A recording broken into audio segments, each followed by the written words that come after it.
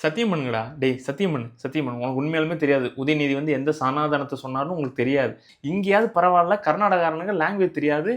உதயநிதி அகைன்ஸ்ட்டா அங்க போராட்டம் பண்றான். Okay fine. நான் ஒத்துக்கிறேன். ஆனா நீங்க தமிழ்நாட்டிலேயே இருந்துட்டு, உதயநிதி எந்த சனாதனம் சொன்னாரு, சனாதனத்துல எத வந்து அ ஒழிப்போம்ன்னு சொன்னாரு அப்படிங்கிறது உங்களுக்கு சத்தியமா தெரியாதாடா? ஏன்டா இப்படிலாம் பொய் பேசுறீங்க? அப்படியே உதயநிதி இந்துக்களே எதிர்க்கிறாரு, இந்துக்கள வந்து அவமதிக்கிறாரு.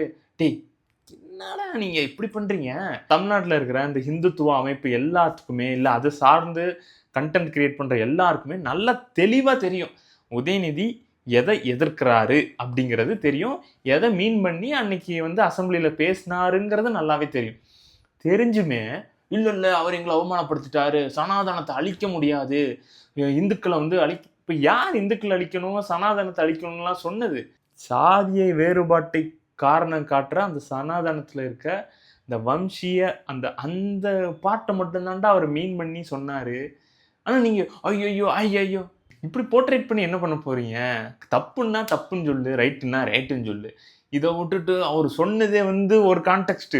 நீ ஒண்ணு கிரியேட் பண்றவன். ஆனா தெரியாம கிரியேட் பண்றவன் தான் நான் வந்து அக்செப்ட் பண்ணிக்கிறேன். ஆனா தெரிஞ்சே வந்து இத வேற கான்டெக்ஸ்ட்ல தான் நம்ம சொல்லணும். வேற கான்டெக்ஸ்ட்ல தான் நம்ம பேசணும். அப்படின்னு பேசுறவன்ட்ட நான் என்னடா போய் பேசுறது உங்ககிட்ட? ஏன்னா தெரியாதவனா இருந்தா கூட பரவால்ல. எல்லாம் தெரிஞ்சு முட்டாள் மாரி நடிக்கிறவன திருத்த முடியாதடா.